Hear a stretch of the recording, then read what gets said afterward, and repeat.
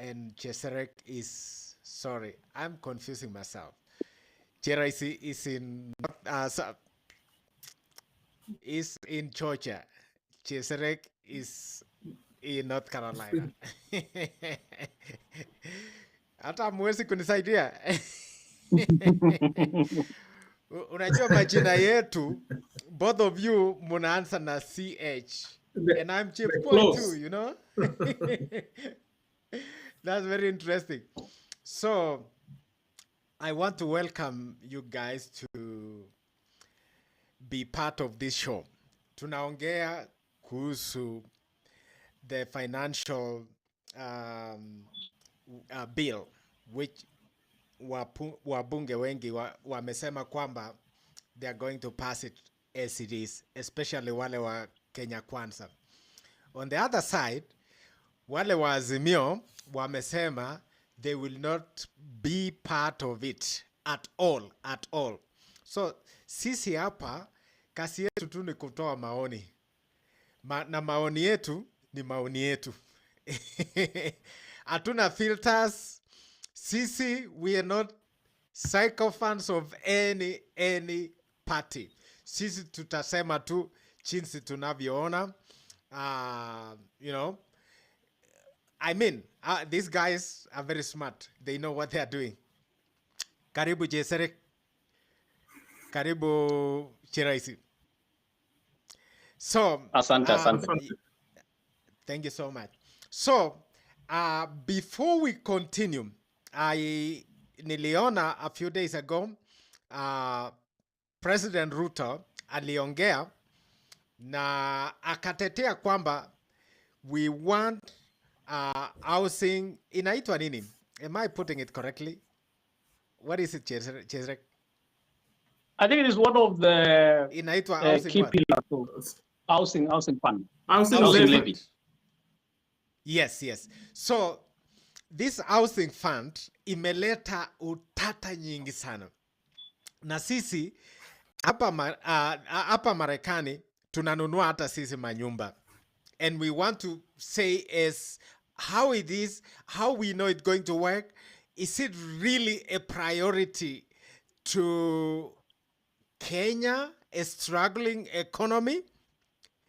What are some of the things we need to worry about before we worry about getting good houses? Now, I want you guys to listen to President Ruto akiongea yesterday when he was really, trying to stress much about getting this levy on. All right, here we go. Tunataka hata yule mtu ambaye analipa rent shilingi 5,000 aweze kulipa mortgage hiyo 5,000 baada ya miaka 10-15 ako na nyumba ambayo ni yake. The housing levy proposal has been greeted with outrage with a...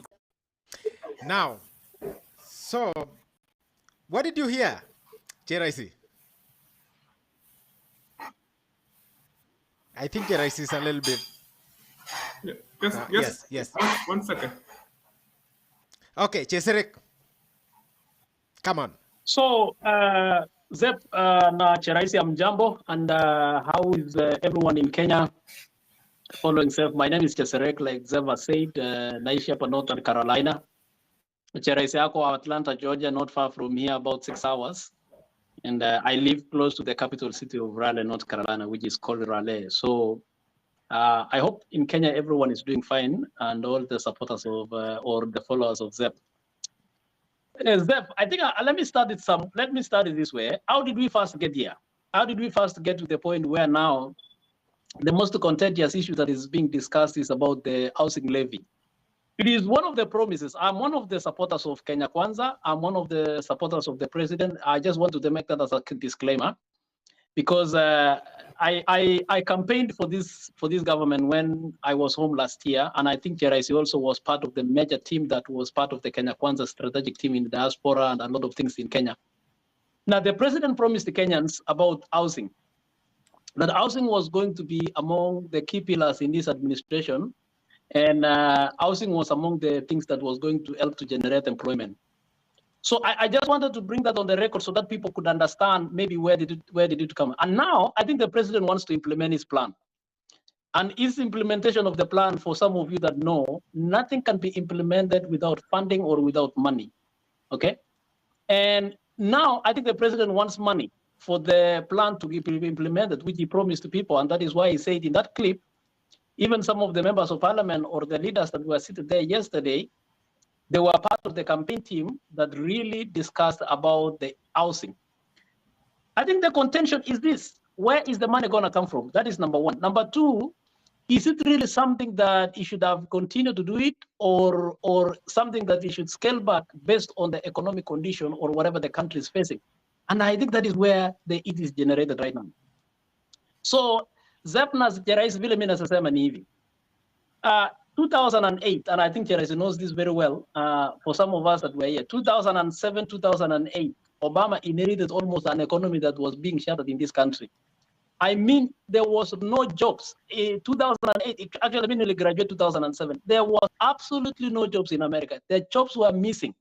And the housing crisis, it was almost at the rock bottoms in Asia.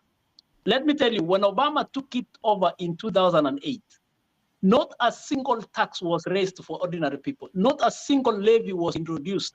Not a single injurious policy was introduced because the country was in a crisis. In fact, Jerais, kabla hata hujasahau, nakumbuka tukipewa zile pesa ilikuwa inaitwa stimulus. I hope you received some. So stimulus ni pesa ambaye when there was that economic crisis, serikali ya Marekani ilipatia wananchi pesa, but not taxing the American people when the economy is struggling.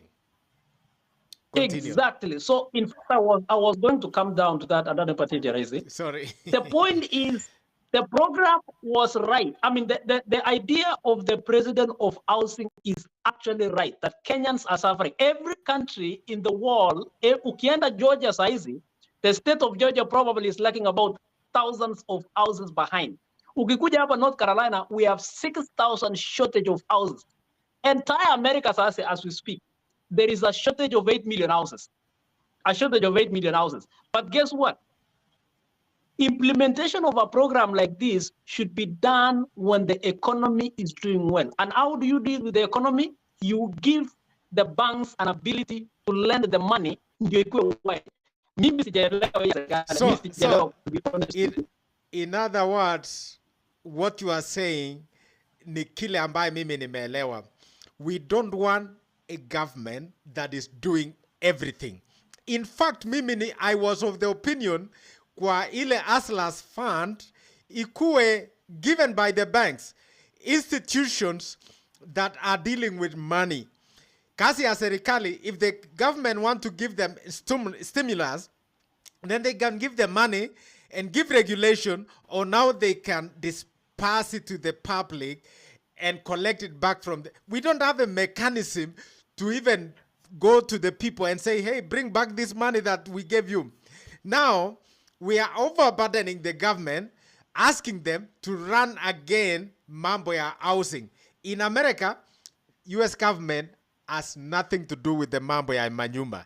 If I want a mortgage, I talk to the bank. I talk to the lender. There are thousands, if not million, lenders in this country that are lending people money to buy a house. But not the government. Not the government. For no reason. No, the government. JRIC. Thank you so much, Chesrek and Zephaniah, for bringing this topic of the housing. Yes, I also agree with Chesrek and you and everybody that housing is very important. But the question or the contention that I have is whether it's a priority and whether it's a priority for people to own homes. There's a difference between lack of housing whereby, like, okay, people are homeless, and the ownership, home ownership. As Cheserek said, we are behind here, like 8 million houses, but it doesn't mean people don't have a place to stay Yes. and houses. You can live in an apartment. So that problem of housing has been solved. Yeah, it's been solved by business solution, whereby it becomes an investment where you invest in houses, rentals, and all that. But anyway, for the Kenyan issue, the president talked about those people who have mortgages and should be able to help those who don't have, so that they can own their houses too. So my solution is in that is goes back to the Financial Act of 2016. The Financial Act of 2016 was to do with making mortgages up to 25,000 shillings tax-free. So if we were going to use those people who have mortgages, including the MPs, whoever they are, civil servants and all, to help finance this housing thing, we could tweak the taxes on mortgages in a way. We could bring those taxes on relate directly to the mortgages. Let's say that MP or that wealthy person who got a mortgage of what, 20 million, that tax could be proportional in their mortgage to finance these bottom-up people, to finance this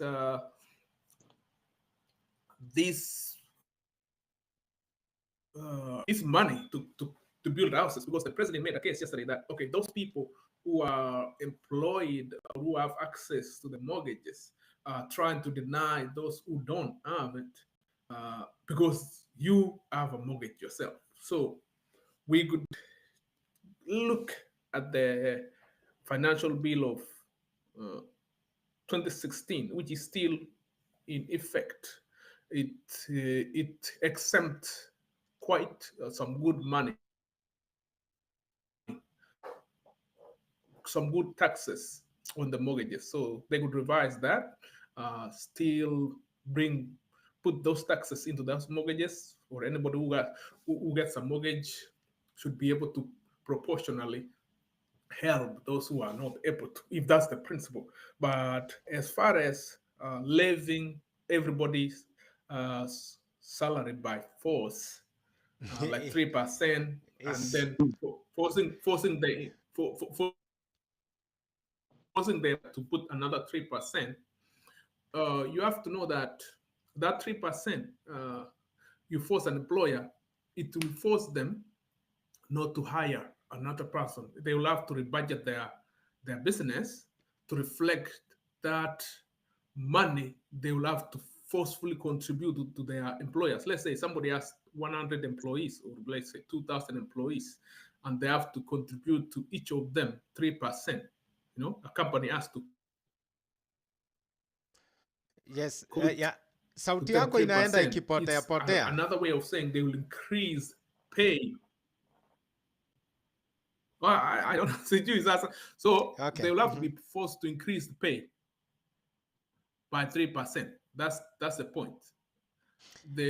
But if you force a company was struggling to increase pay of 2,000 workers, 300 workers, whatever, then they will have to cut their staff proportionally. That's a huge point. To compensate for that. So, and then at the same time, let's say someone who is making 100,000, contributing 3%, that's how much? That's less. So if you do the math, it doesn't buy that much house. Like, and then okay, let's talk about the houses yesterday. Yesterday was built by Lab Fund. That's a private investment by Lab Fund, and they are promising to do that across the country. And I think the government would have worked with groups like that, Lab Fund, and also fund the Housing Finance Corporation, because the Housing Finance Corporation has been there for a long time, and its was to deal with this low-income housing, low-income affordable housing. It's a corporation, well managed, well run. It just needs some Empowerment. help legislatively by the government and funding. Good. Okay, So- Chiraisi. Umesema maneno makubwa sana. I'm trying to get mix everything so we have Swahili and everybody can understand what we are saying. Kuna mambo mawili umesema. Very strong points. Number one, umesema kwamba forcing people probably is not going to help, because you are forcing the individual and you are forcing the company. Ukiforce company, let's say I'm paying 3,000 every month towards that house, right? And the company that hired me has to pay another 3,000 on top of my salary. That means that they are increasing salary in a nutshell. Will this company continue to hire more people? No. A huge priority for Kenya. What makes me happy if I have a good house, na sina vyakula, siwezi kupeleka watoto shule, siwezi kulipa hata hiyo mortgage. I mean, in America, where everybody is measured by a company that is selling a house, whether you are able to buy a house. Now, nini iko priority? Maybe priority yangu sio nyumba, maybe priority ni watoto wasome, and then maybe baadaye nifikirie sasa mambo ya nyumba when watoto wamemalisha shule. So hii story ya kulazimisha watu is not actually a priority. And me stress several times kwamba we need to cut out this socialism mentality where we think that we need to give people think and not allow people to make their own decision whenever they want, whatever they like. Freedom of choice. Tuliambiwa na UDA kwamba freedom imekuja, but this is not freedom. Vile ninavyofikiria, this is not freedom. The thing that I want to say ni kwamba patia wa Kenya kasi. We need jobs. Jobs will enable people to take their kids to school, to buy houses, and to do other things. That is a priority, but not to kill jobs. And taxation inaua kazi. It does not improve anything. In fact, kile ningetaka Chiraisi and Cheserek ni kwamba government badala ya kuachiri matachiri, because you are hiring wealthy people. Why hire wealthy people? These people are the people that we need to create jobs for Kenya. People like Kidero, millionaires, ask them, hey, we're going to give you 5 years tax-free if you create a company that is hiring 200 people. And if you hire 500, we give you a tax break for 10 years. These are incentives that are in a stimulate economy, in a expand, that's whatever they told us. Lakini mambo, instead of, yes, Cheserek. Let me interject kidogo, alafu nipatie Chiraisi. Let me bring to perspective some of these things in the simplest terms. First of all, I think the idea of President Ruto on housing is right. The approach, and I want to say this with all honesty and respect, the approach is wrong. And look at it this way. Ukienda saisi Atlanta, ama ukikuja hapo New Mexico, ama ukuja hapa North Carolina, kuna vitu inaitwa Section 8 housing. Section 8 housing ni poor quality of houses that were given to people waishi hapa hivi. The government gave people houses to build so that people who didn't have houses were able to pay cheap rent. So we want to create a situation in Kenya where tunachengea watu nyumba na kupatia wa nyumba. In fact, it is a wrong approach. Number 2, hapa hivi ngoja nichukulie Cherahisi kwa mfano. Let us say Cherahisi ni billionaire, and this will bring into the perspective what Seb just said. Cherahisi is a billionaire in Kenya. Okay? Mimi najua Cherahisi anaweza create an employment opportunity yenye anaweza hire watu 100, si ndio? Yes. Lakini mimi na tax Cherahisi. Mimi naambia Cherahisi nita tax hiyo workers yako. Do you think nimepatia Cherahisi an incentive to create more businesses ama discourage yeso saizi? If you tax him, you discourage him. I will have discouraged Cherahisi. So in other words, what we have done, we are discouraging private people, we are discouraging investors, and that is exactly how to slow down an economy. Ya mwisho, this is the approach. As much as the government wanataka wafanye, nilichukulia kwa mfano, and you saw the calculations that I did yesterday, Zeb. Assuming Yes. a civil servant and 100,000 a month, okay? That is an hypothetical figure. I'm not saying that, just an hypothetical figure. You can do the numbers. 100,000 a month at 3%, huyo mtu analipa 3,000 a month. 3,000 a month, and this is very important. 3,000 a month inamaanisha huyu mtu at the end of 12 months atakuwa amelipa 3,600. 3,600 times the 7 years yenye president amesema unalipia. For 7 years, that is equivalent to 252,000. Now, Jamini, let us ask ourselves in a very honest. With inflation being factored in, what can 252,000 do to an individual mwenye anataka anunuliwe nyumba? Hata kama ana contribute towards a scheme. Rather than tungesema, saizi Kericho kuna sako, Eldoret kuna sako, Iten kuna small banks na microfinances. Why can the government give these microfinances an ability to lend out money at the lowest interest rate? Let's say even 8%. Government wasema, you know what? We are going to cover, assuming the 15%. Government watagawa 7%. Let the banks lend it at 8%. How many people wangechukua mortgage huko Kericho? How many people wangechukua mortgage huko Eldoret? How many people wangechukua mortgage huko Mombasa? How many people wangechukua mortgage huko Nairobi saizi kuchenga privately because of those regulations? So in other words, hata kama watu wenye wanasikia, the president's economic team should tell him, you know what? You will increase the activity of construction if more people are constructing in Mombasa, Eldoret, Kericho, Kisumu, concurrently than just relying the government to collect the money and then now wakuja watumia small agencies kukuja kuchenga. And that is the fastest way the housing crisis, of which we are not even in an housing crisis. Let us be very honest. We have just a shortage of housing. Kila mtu wako na nyumba. There is availability of rentals and there is availability of homeowners. Now, okay, one question. One question for you ndio tuende Cherahisi. Number 1, mimi nishachenga nyumba yangu. Kama ninafanya kazi kwa serikali, mbona mimi nikatwe? Number 2, nimeambiwa kwamba hii pesa itakatwa for 7 years. If I don't need it house in 7 years, then I can have somebody else who can use that money and then give me the money. Now, my question is, hiyo pesa nitapata na interest? Wow, that is a very good question. Why are you taking my money that I don't want to save it? I can make a choice where I want to save my money.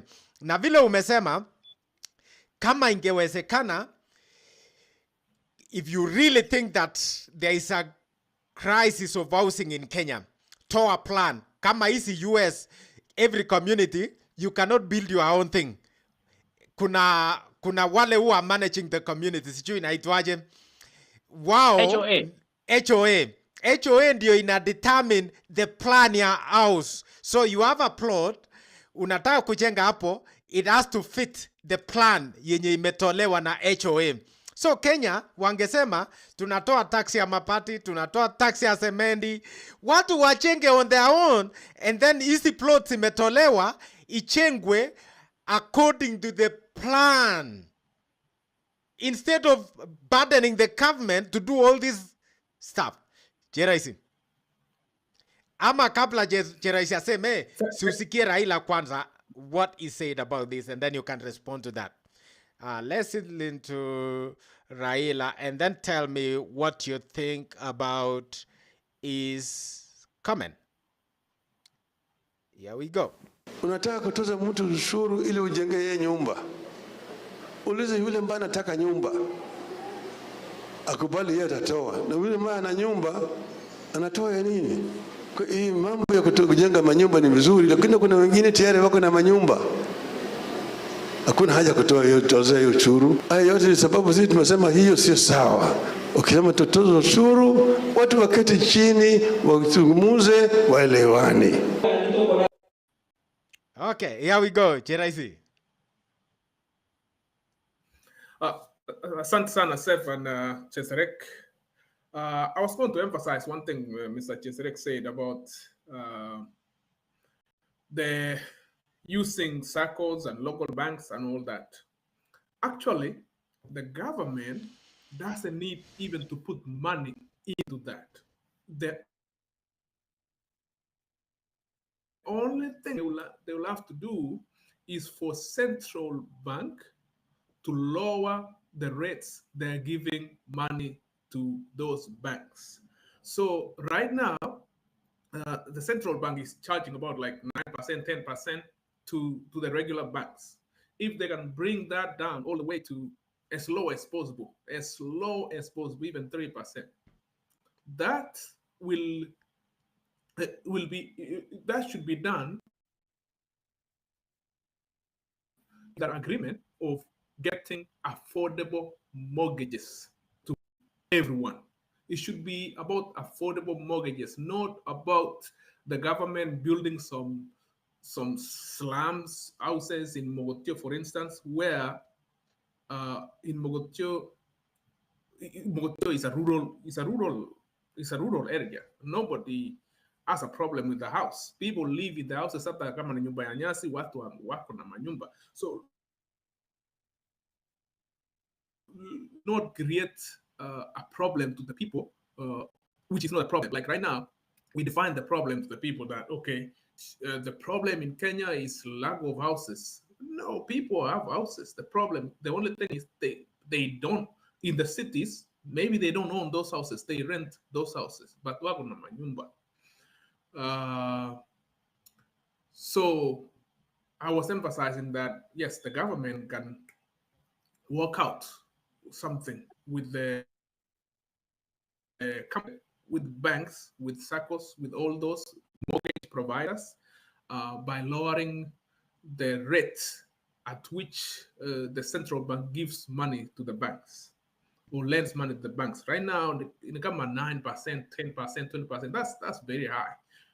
If they bring that down with the agreement of structuring a mortgage product, like here they do what they call FHA. You know, it's a mortgage product that is insured by the government. It's supported in a way by the government. Government doesn't put money; they just put their word in it. Like so insure, do that and assurance. Yeah. Of this. Yeah, it's assurance, and also I was going to talk about what is called affordable housing, like the one that was launched yesterday in Langata. Average is going for like 2.5 million, 2 million. Even if those houses go up tomorrow, the same people you are trying to target will never afford those houses. The people who pay rent of like 3,000, as the president said, will never, ever afford a mortgage of 2 million. It's the same employed middle class who will afford those mortgages just the way they are affording the mortgages now. So it's not going to solve the housing problem for the poorest of the poor who lives in Kibera and works to anatembea kwa mguu mpaka industrial area ati watakuja kupata nyumba. No, because their income doesn't support that. Most of them work wanafanya kazi ya kulipwa, we call it hizo kazi za construction. Okay, what do you think about their priority is not to get a permanent house. It's not there's a stages in life. There's a time you have decided that you want a permanent house. Let's say Nairobi. Most of those people are not in that stage yet. They are still in transition. Some of the bado wanafikiria pengine watapata nini riziki yao Mombasa, wengine bado wataenda sijui wapi. They are still in transition. So you try to solve a problem to the people whose life saisi ni kukula na kupeleka mtoto shuleni. Permanent housing situation. Yeah. Let me add something, Cheraisi. Some of them have no. Cheraisi, let me add something. Let me add something on what Cheraisi said in a very clear way. By the way, and I want people, we are not comparing Kenya with America. In fact, this is the misconception. Even a very developed country like this with robust mortgages, with the cheapest mortgage, Uganda, Georgia, probably their mortgage is less based on the taxes here at the city and everything. It may not be over 7%. Not everybody living in the city or a town wants to own a house. Let us debunk that. Just because you are paying rent does not mean that you want to pay to own that apartment or you want. There are people who are transitioning, jobs move. Kuna mtu saisi yako Nairobi, next time atapata kazi Eldoret, they want to move to Eldoret.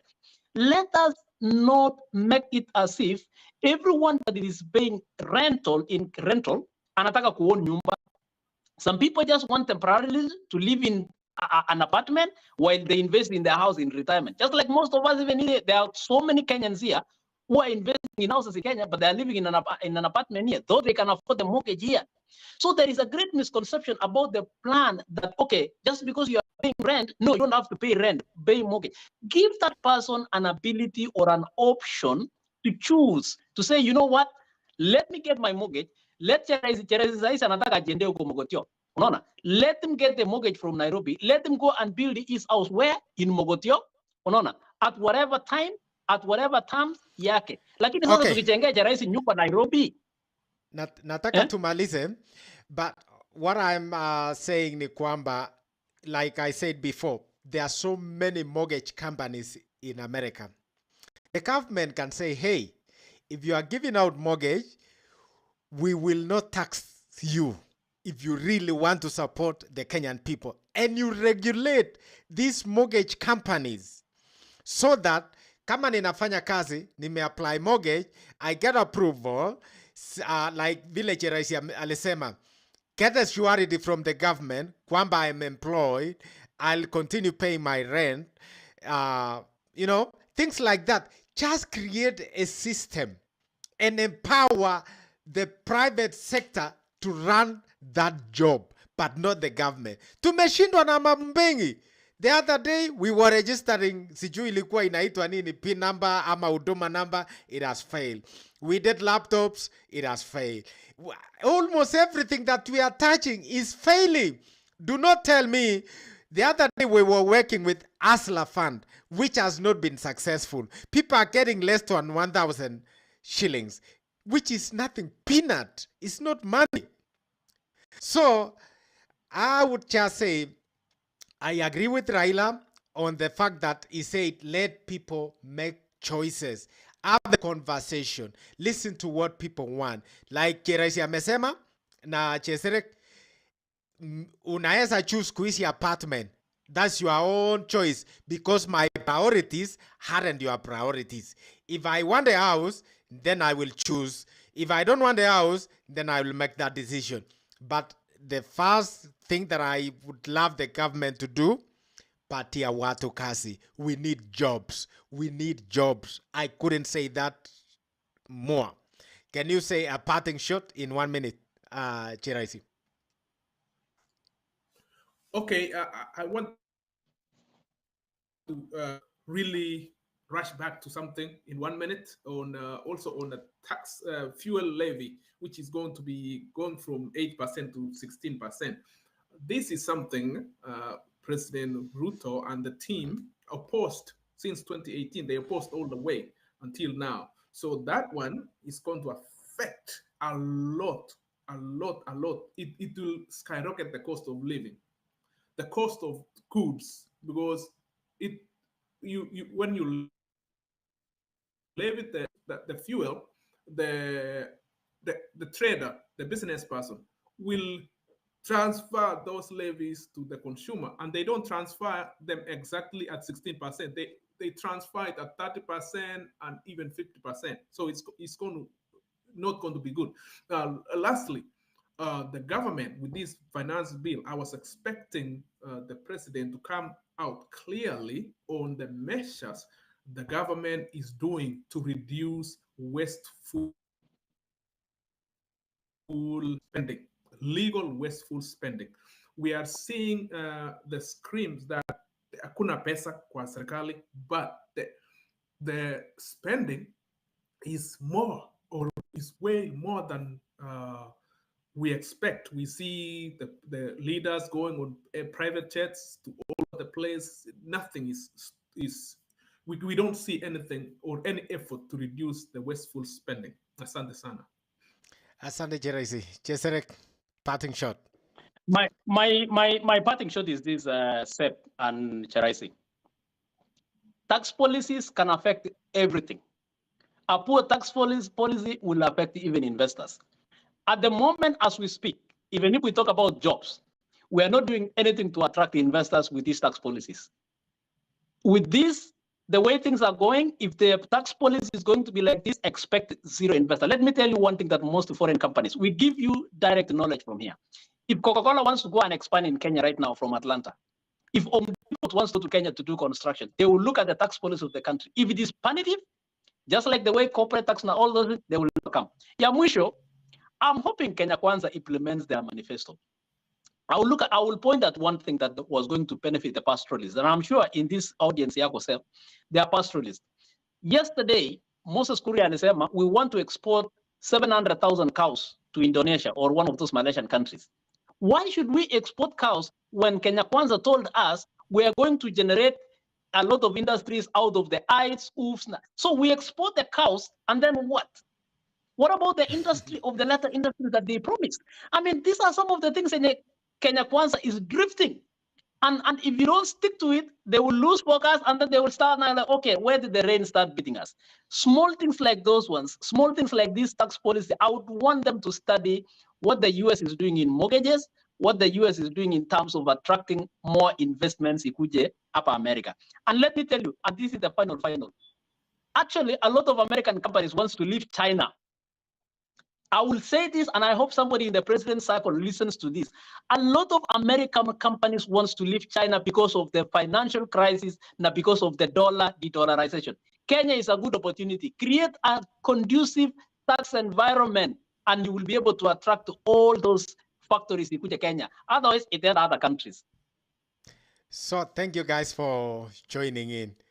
We don't want a lot of money, but we want to prevent wasteful spending. Watu wanachukua mandege. Angalia Magufuli. He gave us a good example. When he became a president, one thing alifanya, no foreign trips.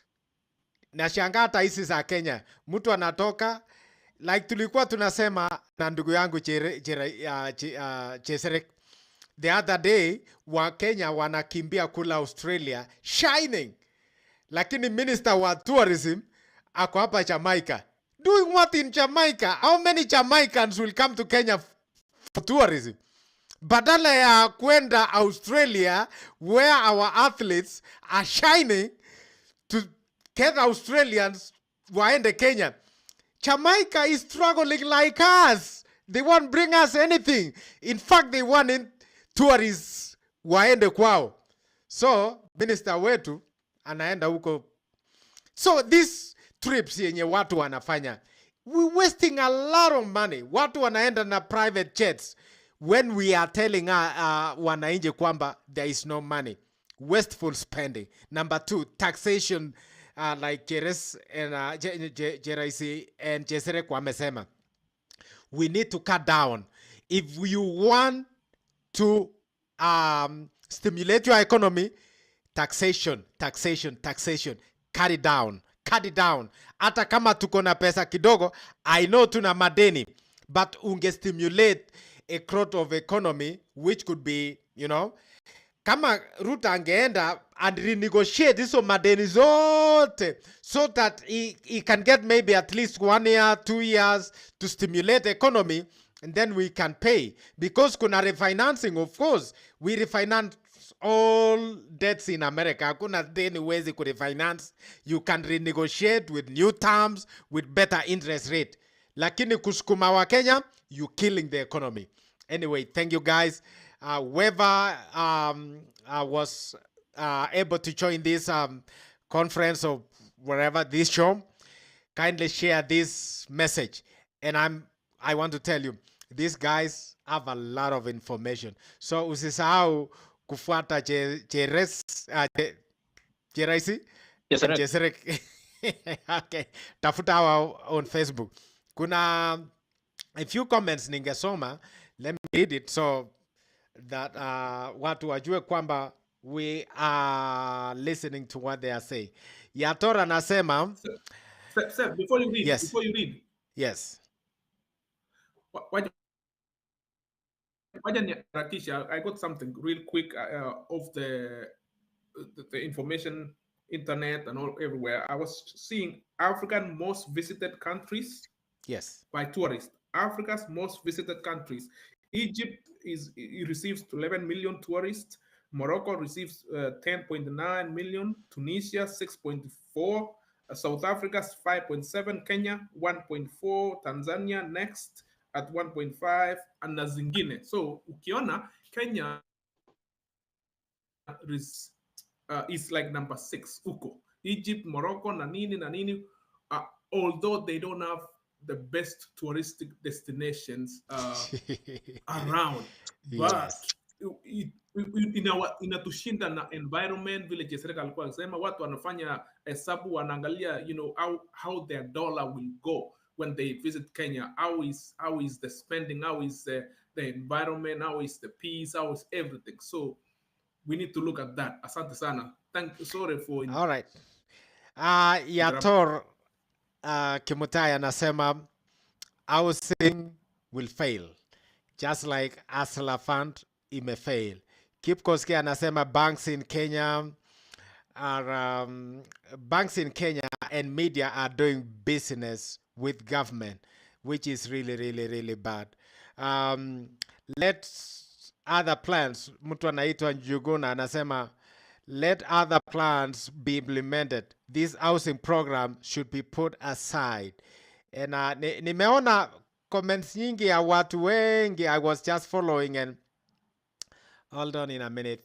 I think kuna mtu mwingine anasema, one second here. I want to get all the comments before I close it out. So, yes, Kaledota anasema kwamba hiyo 3% is a savage. We have our houses already as teachers and we don't want, I miss Uhuru government. We couldn't strain much. Teren, because I don't know what she means there. China loan. Nyabuto anasema, hello guys. Chesang is saying keep up the good work. Aspel Kiprop is saying keep up the good work. And I think I've read most of the comments.